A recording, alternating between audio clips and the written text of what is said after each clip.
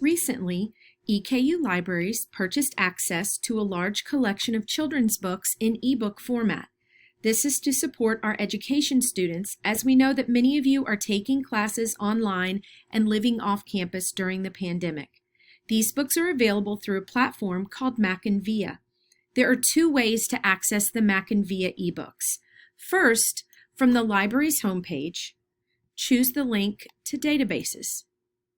Then, look in the alphabetical listing under M. MackinVIA should be the first option.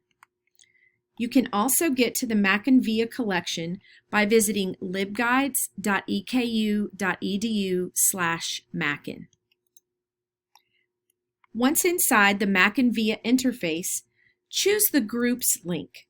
From there, you can access titles organized by theme and/or genre.